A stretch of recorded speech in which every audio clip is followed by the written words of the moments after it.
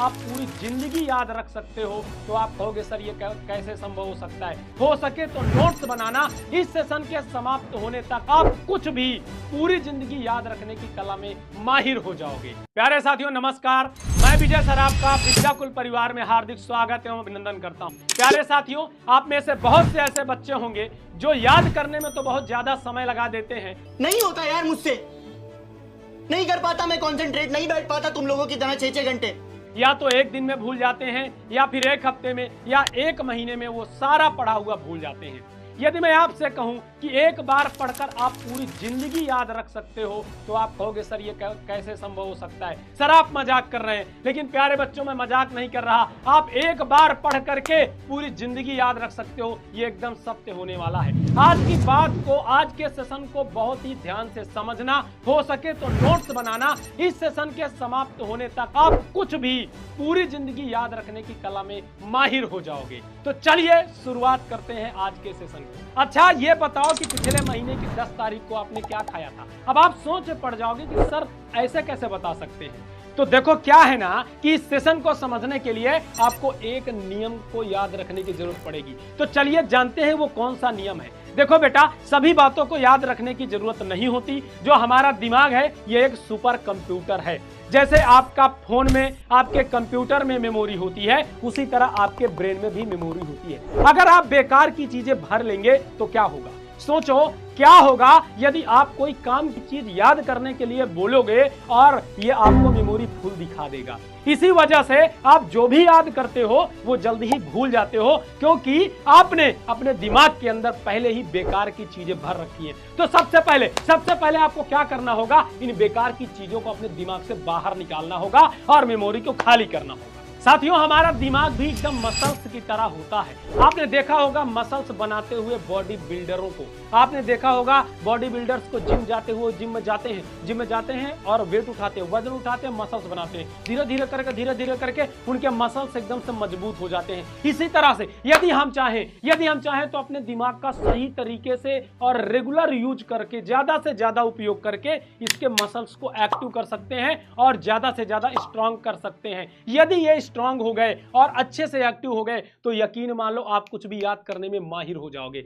इस सेशन को समझने के लिए हमें कुछ टेक्निक्स को जान लेना बहुत जरूरी होगा। तो प्यारे साथियों, आपको मैं 3 रूल बताने वाला हूं। अगर आपने इन 3 रूल को फॉलो कर लिया तो यकीन मान लीजिए आप पढ़ने के बाद पूरी जिंदगी याद रखने की कला में माहिर बन जाएंगे। तो आइए शुरू करते हैं। पहला नियम जानते हैं क्या होता है। बेटा जरा सोच के बताओ कि कौन कौन सी ऐसी मूवीज यानी पिक्चर हैं जिनको देखने के बाद उनकी स्टोरी आज तक आपको याद है ना। हाँ, बहुत से ऐसे मूवीज पिक्चर्स होंगी जिनको देखने के बाद उनके डायलॉग्स तक आपको याद होंगे। अब ऐसा क्यों है कि जब आप किसी टॉपिक को पढ़ते हो, बहुत मेहनत करते हो, लेकिन फिर भी वो आपको याद नहीं हो पाता। लेकिन एक मूवी, एक पिक्चर को देखने के बाद उसके डायलॉग, हीरो हीरोइन के नाम और उसकी पूरी स्टोरी, उस कहां से शुरुआत हुई थी, कहानी का अंत कहां हुआ था, वो सारी चीजें हमें याद रहती।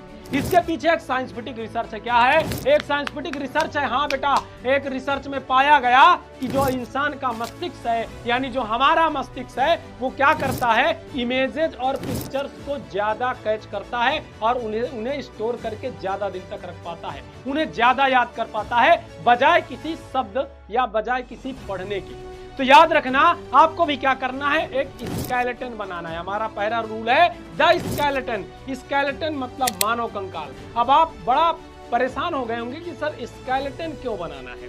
ध्यान दीजिएगा, घबराने की बात नहीं है, मैं आपको पूरी बात ध्यान से समझाता हूँ, ध्यान से समझिएगा। देखो स्केलेटन मतलब एक आपको मानव शरीर का ढांचा बनाना है अपने रफ में। जिस अध्याय को आप याद करना चाहते हैं, उस अध्याय के जितने इंपॉर्टेंट टॉपिक है, PYQs हैं, उन सबको उसके सर में भर देना है, लिख करके भर देना है। अरे घबराओ मत यार, पीछे इमेज में देख लो, सेम ऐसे ही भर देना है। उसके बाद क्या करना है, उसके बाद जो फिर ऐसे टॉपिक्स हैं जो बार बार पूछे तो नहीं गए, लेकिन जिनकी पूछे जाने की संभावना है, क्या बेटा, पूछे जाने की संभावना है उनको क्या करना है, हाथों में भर देना, स्केलेटन के हाथों में भर देना है। उसके बाद जो कम इंपॉर्टेंट टॉपिक है उसको स्केलेटन के पैरों में भर देना है, लिख करके भरना है, याद रखना लिख करके भरना है। उसके बाद क्या करना है, बाकी जो चैप्टर्स की बची हुई चीजें हैं वो उसके शरीर में आप आसानी से लिख सकते हो। इससे क्या होगा, इससे जैसे ही आप पूरा स्केलेटन बना के तैयार करोगे तब तक में आपके दिमाग में एक पूरी इमेज बन चुकी होगी, पूरे अध्याय की इमेज बन चुकी होगी। और मैंने कहा ना कि साइंटिफिक रिसर्च में यह सिद्ध हो चुका है कि मानव मस्तिष्क बजाय शब्दों के इमेजेस को ज्यादा याद रखता है।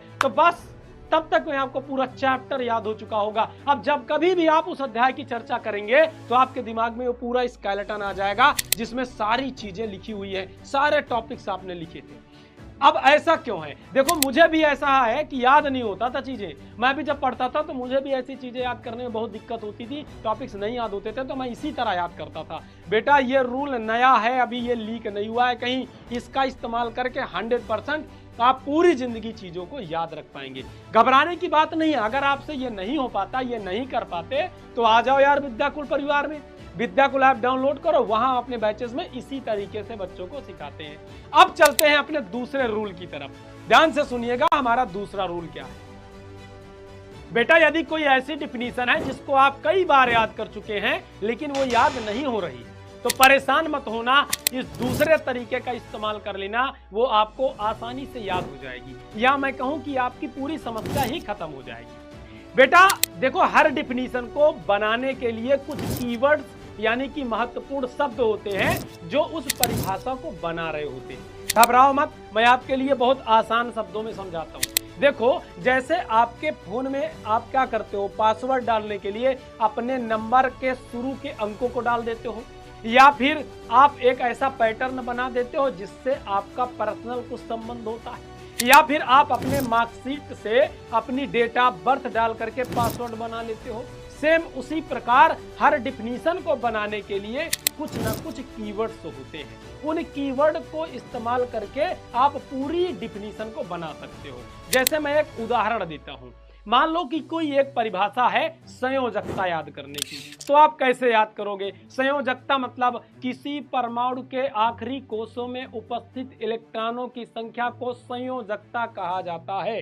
अब ये डिफिनीशन बहुत बड़ी हो गई, आपको इसमें से 3 कीवर्ड्स चुनने हैं। जैसे कौन कौन से, अगर मुझे चुनना हो तो मैं क्या चुनूंगा? 3 कीवर्ड्स, जैसे पहली बात तो परमाणु, दूसरी बात आखिरी कोष और तीसरी बात इलेक्ट्रॉन। ये 3 कीवर्ड्स हो गए, परमाणु आखिरी कोष के इलेक्ट्रॉन, परमाणु आखिरी कोष के इलेक्ट्रॉन, बस याद हो गए। यही 3 कीवर्ड्स इस पूरी डिफिनीशन को बना रहे हैं। अगर ये 3 कीवर्ड्स याद तो पूरी डिफिनीशन याद, आपको कभी नहीं भूलेगा। देखो क्या होता है, जब एग्जामिनर कॉपी जांचने बैठते हैं तो वो पूरी परिभाषा, पूरी डिफिनीशन कभी नहीं पढ़ते, वो इन्हीं कीवर्ड्स को ढूंढते हैं और अगर वो कीवर्ड्स दिख गए तो टिक करके नंबर दे करके निकल लेते हैं।